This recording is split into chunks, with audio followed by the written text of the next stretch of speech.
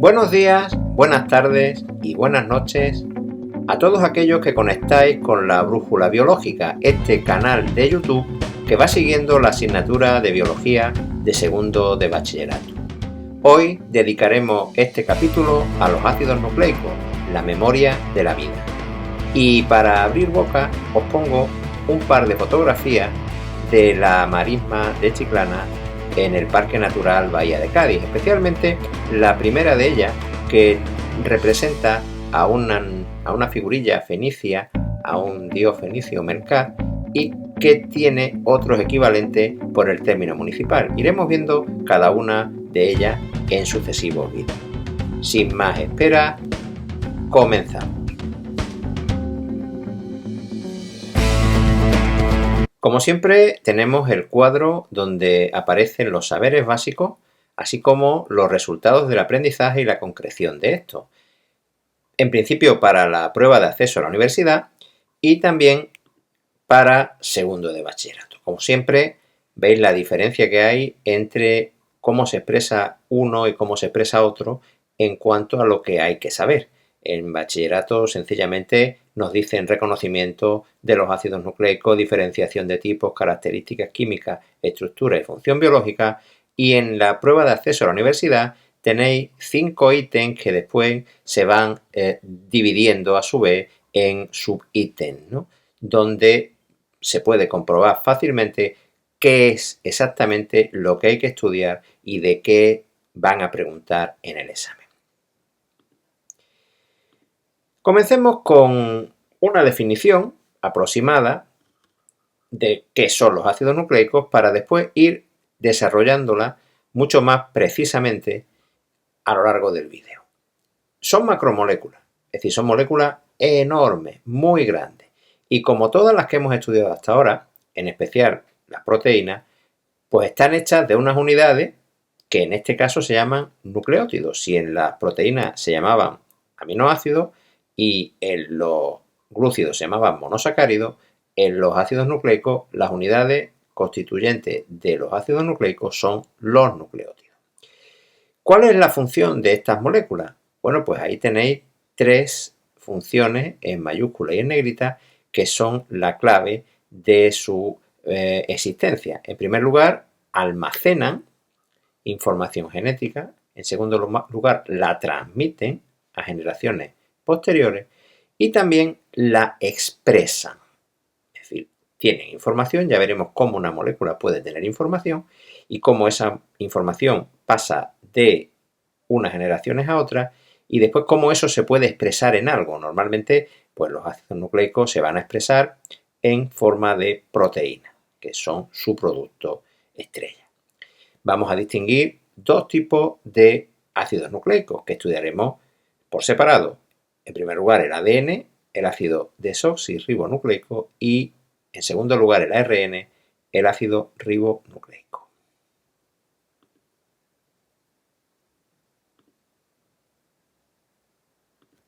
Esta viñeta que os pongo aquí no es solamente un pequeño chiste, sino es realidad. Es decir, todos los seres vivos tienen ácidos nucleicos, bueno, pues ADN, donde está guardada la información de lo que son. Son como una especie de plano donde está escrito de alguna manera, que ya estudiaremos, por qué son así y por qué en muchos casos hacen lo que hacen. Bien, ahondemos un poco en el tema de los nucleótidos, que son esos ladrillitos que constituyen los ácidos nucleicos. Los nucleótidos tienen 3 elementos fundamentales, que son una pentosa, una base nitrogenada y un ácido fosfórico. La pentosa puede ser de 2 tipos, ribosa en el ARN y desoxirribosa en el ADN. Aquí tenéis la diferencia entre una, la primera es la ribosa, y otra, la desoxirribosa. Sencillamente que en este carbono veis que el grupo H se ha sustituido por un hidrógeno, por eso es desoxirribosa. Después hay una base nitrogenada, que es una molécula un poco nueva, quizá para vosotros, y que las hay de 2 tipos, bases nitrogenadas púricas, pues tenemos la adenina y la guanina. Son de este tipo las púricas, es decir, tienen como dos anillos, un anillo hexagonal y un anillo pentagonal. Esta que está aquí concretamente es la adenina. No hay que aprenderse esta fórmula, sencillamente hay que reconocer que las bases púricas pues tienen estos dos anillos. Y las pirimidínicas, que hay tres tipos: la citosina, la timina, que es exclusiva del ADN, y el uracilo, que es exclusivo del ARN. A diferencia de las púricas, estas solamente tienen un anillo hexagonal. Este concretamente es la citosina.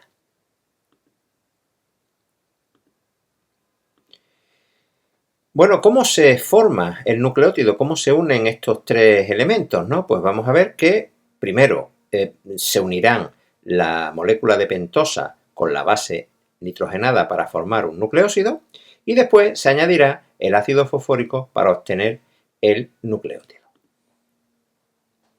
Aquí tenéis. Esta es una pentosa, en este caso es la ribosa, fijaros que tiene los H abajo, y aquí está una base nitrogenada.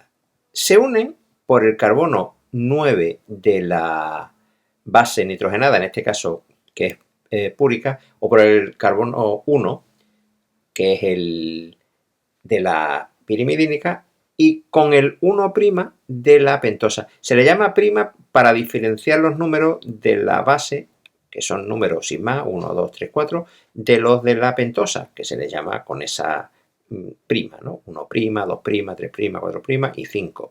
Bueno, pues se une el carbono 1' de la pentosa con el 9, el nitrógeno 9 de la base nitrogenada. Y aquí lo que se forma es un enlace que llamamos N-glucosídico.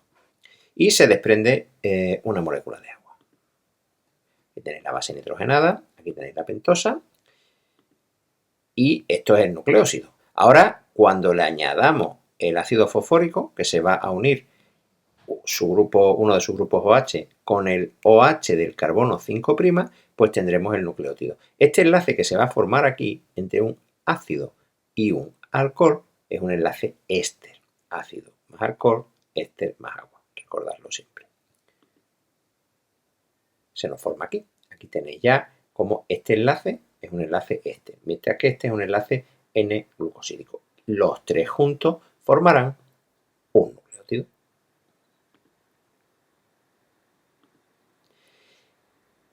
No todos los nucleótidos van a formar parte de los ácidos nucleicos. Los hay que tienen función en sí mismos, es decir, que van a desempeñar una serie de funciones en la célula sin pertenecer ni al ADN ni al ARN.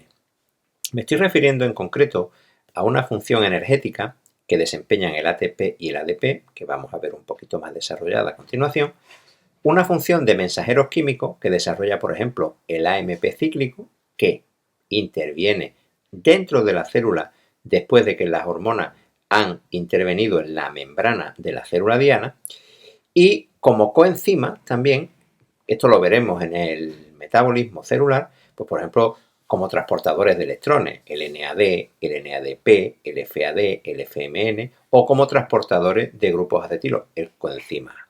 Estos intervienen, como digo, en el metabolismo celular. ¿Qué es NAD? Pues bueno, es un nucleótido que tiene como base nitrogenada la nicotinamina-adenina, y es un dinucleótido, son dos. Si se le añade un fosfato, nicotinamina-adenina, dinucleótido fosfato. El FAD pues será, en vez de la nicotinamina y la adenin, pues será el flavin-adenin. Flavin-adenin dinucleótido, flavin mononucleótido. No hay que aprenderse estos nombres todavía, ni tampoco mucho menos las fórmulas que tienen. Sencillamente sabes que son nucleótidos y que no forman parte ni del ADN ni del ARN. Sí vamos a ver un poquito más detallado el ATP, porque además es uno de los criterios de evaluación que se siguen en la PAU. Distinguir estas moléculas, no formularlas. No tenéis que aprender a formular el ATP, pero sí a verlo, a saber que está ahí. Bien, ¿qué es el ATP? Mira, pues el ATP no es la asociación de tenistas profesionales, como alguno puede pensar, sino es el adenosin trifosfato. Es decir, está hecho de adenina, está hecho de ribosa, porque si no sería desoxiadenosin, y trifosfato, porque es que en vez de tener una molécula de fosfato, pues va a tener hasta 3 moléculas de fosfato. ¿Qué tiene de particular? Pues bueno, que es una molécula que almacena mucha energía en los enlaces éster que tienen entre sí los grupos fosfato y que se va a poder transformar, como vemos aquí, en ADP, liberando uno de los tres fosfatos y liberando ahí esa energía que está acumulada. Como digo, esos enlaces que se señalan aquí son enlaces tremendamente energéticos, este y este, por eso no se ponen como una rayita, sino se ponen como esta especie de ondulación, son enlaces ricos en energía. Y en esta fórmula, que tienen el ATP a la izquierda y el ADP a la derecha, pues esta es una reacción que va tanto para la derecha, liberando energía, como para la izquierda, almacenando energía, según la célula. ¿Que la célula necesita energía? Pues coge esta molécula, la desfosforila, pues sería una desfosforilación, quitarle un fósforo y libera energía. ¿Que lo que conviene en este momento es almacenar energía? Pues tenemos lo contrario, una fosforilación. Se une un grupo fosfato al ADP y se obtiene el ATP. Pasemos ahora ya a los ácidos nucleicos. Empecemos por el ADN. Bueno, en principio un ácido nucleico está hecho con nucleótidos y este en concreto, la pentosa que tiene es la desoxirribosa, por eso es ADN, mientras que la RN es ribosa ARN. Las bases nitrogenadas pues son adenina, citosina, timina, exclusiva del ADN, y guanina. Las reconoceremos por sus iniciales, A, C, T y G. El ADN lo vamos a encontrar fundamentalmente en el núcleo de la célula eucariota. Ahí es donde está almacenado, formando estructuras mayores que conocemos como cromatina y ya cuando se van a dividir, cromosomas. Encontraremos también ADN en las mitocondrias y en los cloroplastos. En las bacterias no habrá un núcleo definido con una membrana como tal, pero tendrán ADN, todas las bacterias tienen ADN y está en el citoplasma formando una estructura que llamamos nucleoide. Vamos a ver que hay hasta 3 estructuras en el ADN. En las proteínas teníamos hasta 4, ¿no? Aquí veremos la estructura primaria, la secundaria y la terciaria. Vayamos con la primera, estructura primaria del ADN. Bueno, pues no es ni más ni menos que la secuencia de los nucleótidos que forman esta macromolécula. Si esta molécula tiene 2 millones de nucleótidos, pues la secuencia concreta forman esta estructura primaria. Estos son dos cosas. Primero, cuáles son los nucleótidos que la forman y en qué orden están. Eso es importantísimo, igual que lo era en los aminoácidos de las proteínas. Porque la secuencia de nucleótidos es en realidad un código de bases y ese código de bases es información. Lo mismo que la secuencia de números es información, por ejemplo, de un terminal telefónico. 634-295-873. Esa secuencia de números, si cambiamos simplemente una cifra, pues ya corresponde a un terminal telefónico diferente. Bueno, pues la secuencia, la ordenación que llevan estos nucleótidos supone una información, nada menos que la información genética. Nuestra información de si somos rubios, morenos, altos o bajos, está escrita ahí, en esa secuencia, como iremos viendo en los capítulos que se dediquen a genética. ¿Cómo se unen los nucleótidos? Bueno, pues se unen por un enlace característico que llamamos fosfodiéster. Igual que en los monosacáridos teníamos el O-glucosídico, en los lípidos teníamos el enlace éster, en las proteínas teníamos el enlace peptídico, el enlace característico de los ácidos nucleicos del ADN es el fosfodiéster. Se forma entre el carbono 5' de un nucleótido y el hidroxilo del 3' del siguiente. Es decir, aquí tenemos el 5' y aquí tenemos el 3'. Este es el 5', este es el 3'. Bueno, pues aquí este se une con el fosfato por aquí y este fosfato se une por aquí, al 3'. Estos dos juntos son el enlace fosfodiéster, porque esto es un éster y esto es otro éster. Aquí había un grupo H y un grupo H, el grupo H del alcohol y el grupo H del ácido, alcohol más ácido, éster. Lo mismo aquí, grupo OH del alcohol, grupo OH del ácido, alcohol más ácido, éster.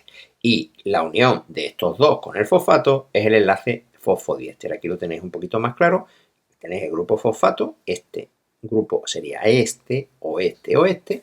Pues aquí veríais cómo este ácido se une con este alcohol y forma el enlace éster. Es muy importante lo que hemos dicho antes de la secuencia. Claro, aquí hemos puesto sencillamente 3 nucleótidos. En los 3 nucleótidos lo que varía es la base nitrogenada, porque los fosfatos son siempre los mismos y la desoxirribosa es siempre la misma. Lo que va cambiando es qué nucleótido, o sea, qué base nitrogenada tiene cada nucleótido. En este caso, pues tenemos una secuencia que es GCT. GCT está aquí metida en una secuencia mucho mayor. Con cambiar una de ellas y poner, por ejemplo, CGT o cambiar la C por la A, ya tendríamos una información completamente diferente que, bueno, podría significar a veces, pues, grandes cambios. Vayamos con la estructura secundaria del ADN. Hemos dejado una cadena de nucleótidos unidos entre sí por enlace fosfodiéster. Pero ¿cómo se repliega esto en el espacio? Esto fue una larga cadena de experiencias la que hubo que llevar a cabo para demostrar la famosa doble hélice.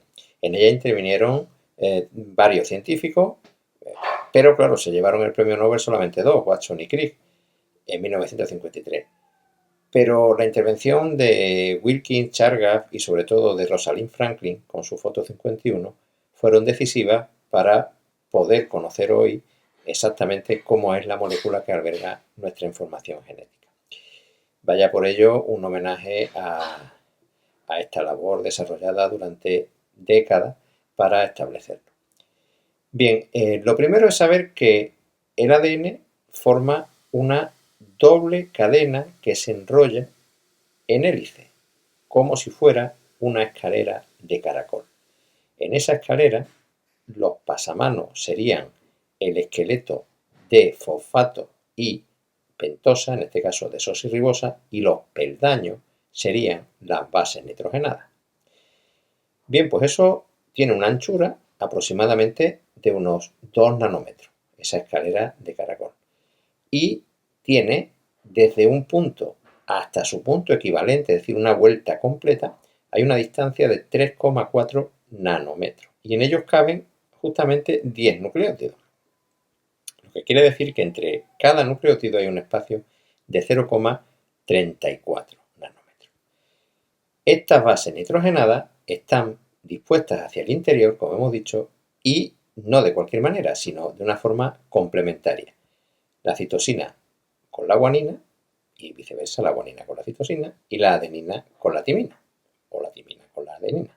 En el primer caso hay 3 rayitas porque se unen por 3 puentes de hidrógeno y en el segundo caso hay 2 rayitas porque se unen por 2 puentes de hidrógeno. Es decir, en una cadena de ADN siempre hay la misma cantidad de adenina que de timina y la misma cantidad de citosina que de guanina. Entonces, si os ponen una pregunta del tipo, en una molécula de ADN hay un 20% de adenina. Calcula el resto de base nitrogenada de la misma. Pues si tienes el 20% de adenina, tienes un 20% de timina. Eso suman 40. Pues entonces, entre estos dos suman un 60. Como son iguales, pues 30 y 30.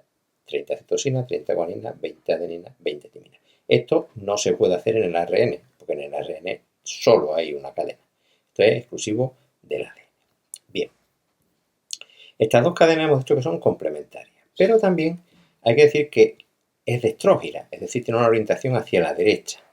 Y son antiparalelas, porque una va en sentido 5', 3', y la otra va en sentido 3', 5'.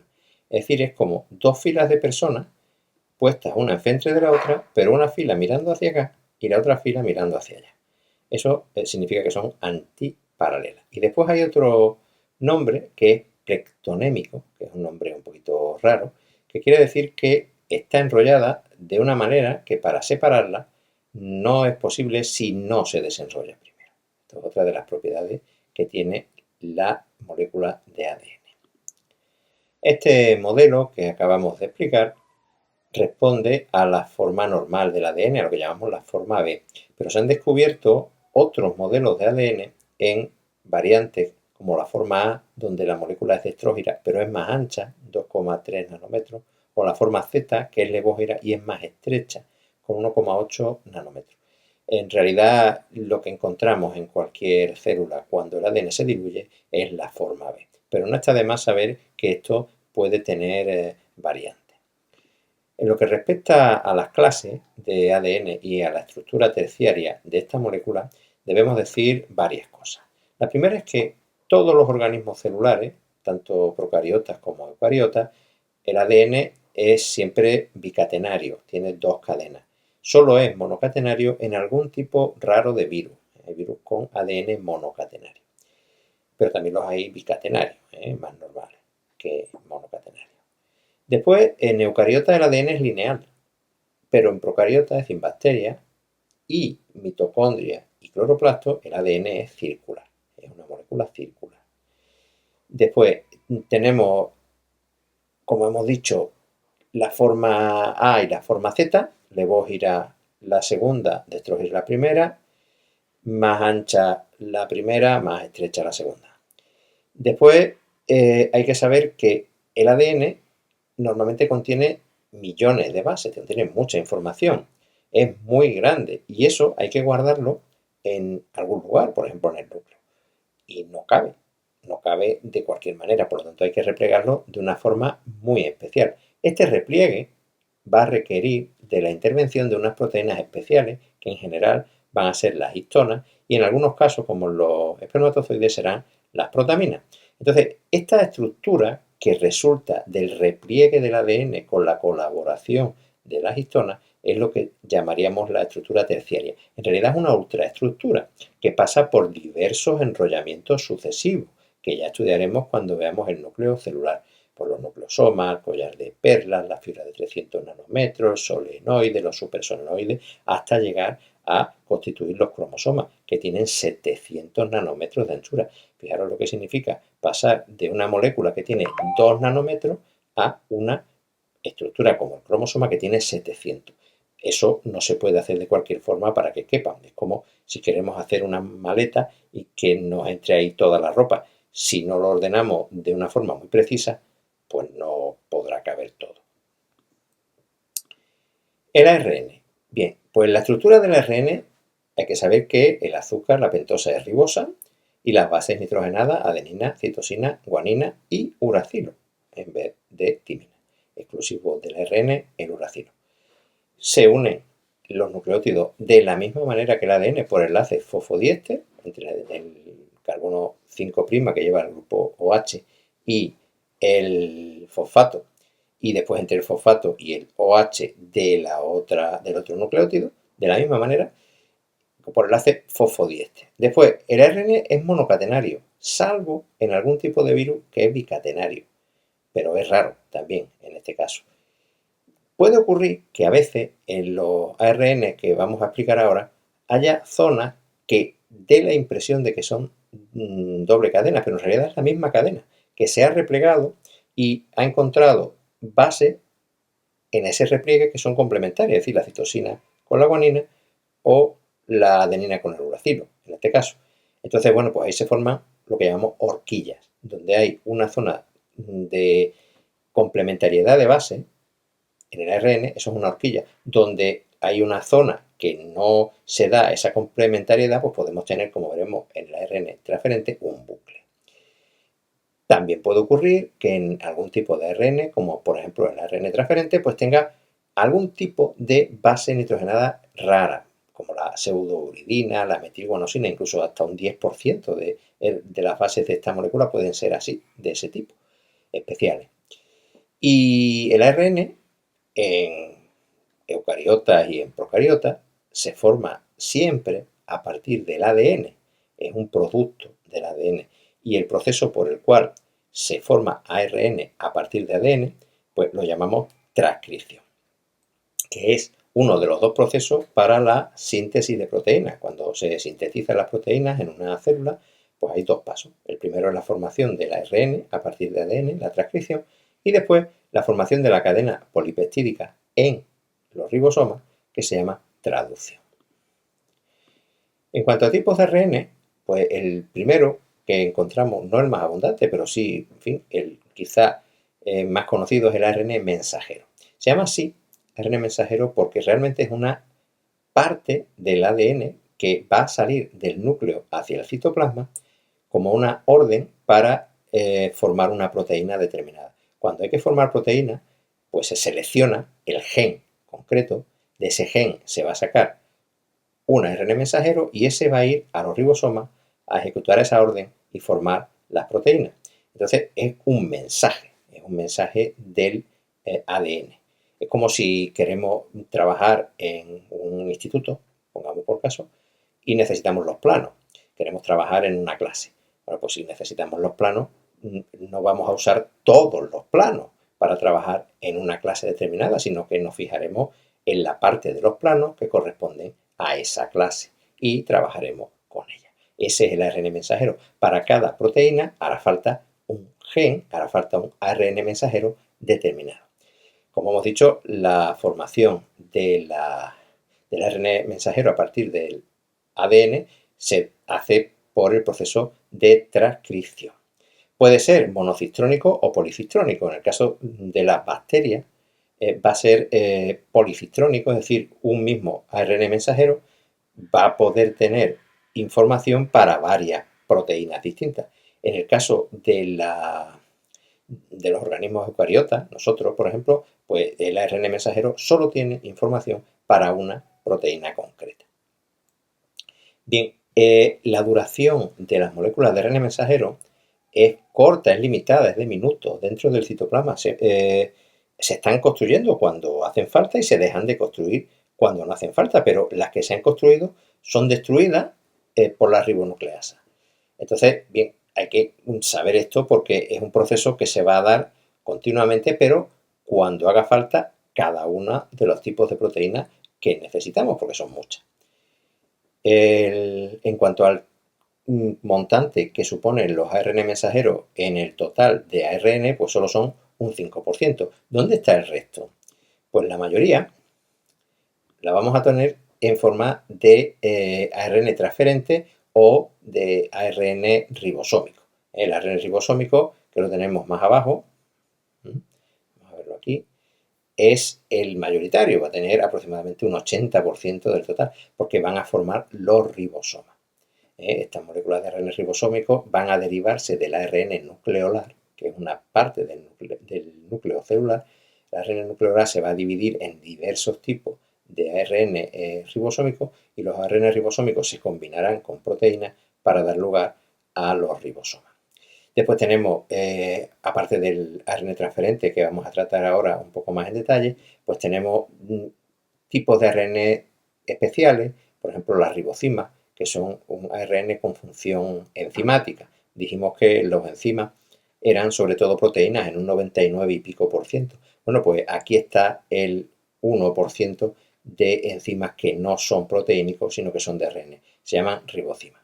Y también tenemos las ribonucleoproteínas, que son un tipo de ARN que se va a unir a proteínas para determinadas funciones. Bien, ya centrándonos en el ARN transferente, hay que saber que esta molécula, que la tenemos aquí dibujada con forma de hoja de trébol, pues es la responsable de transportar los aminoácidos desde el citoplasma hasta los ribosomas.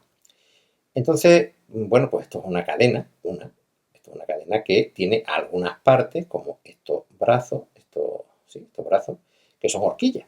Aquí en este brazo tenemos horquilla y bucle, horquilla, bucle, horquilla, bucle. En las horquillas, estas rayas que he puesto aquí, pues son complementariedad de base, porque sé yo, adenina, uracilo, citosina, guanina, ¿no? Por ejemplo.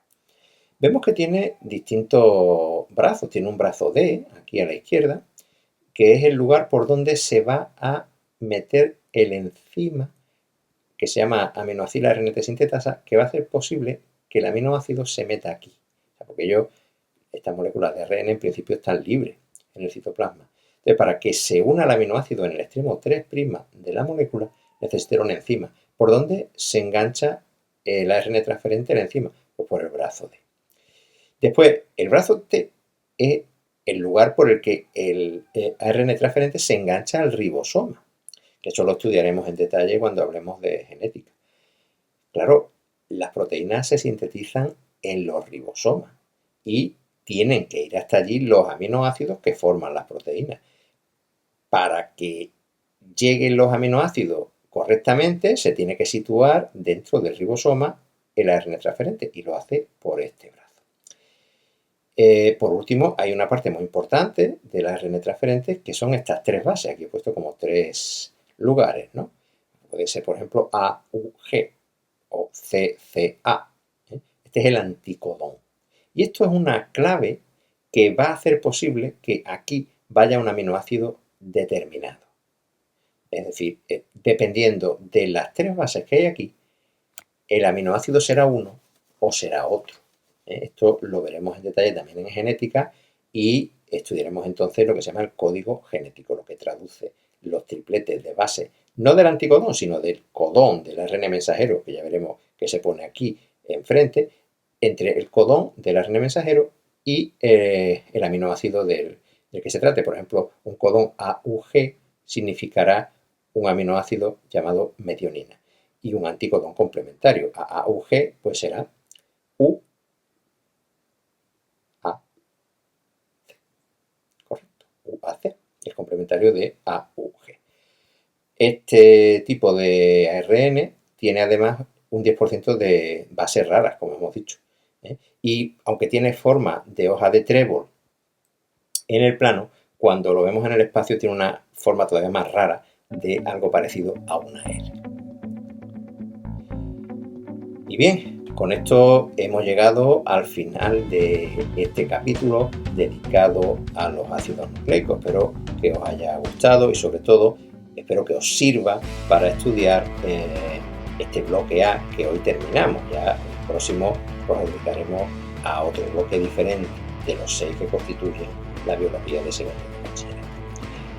Como siempre os digo, si no os habéis suscrito, estáis a tiempo de hacerlo para que dándole a la campanita os llegue puntualmente cada una de las entregas. Darle al like, al me gusta, para que el vídeo se vaya situando mejor en las listas de YouTube y sobre todas las cosas, nunca os olvidéis de ser felices. Os espero en la próxima. Disfrutad con las vistas de las marismas de Santa María de Jesús en Chiclana, en pleno Parque Natural Bahía de Cádiz. Hasta pronto.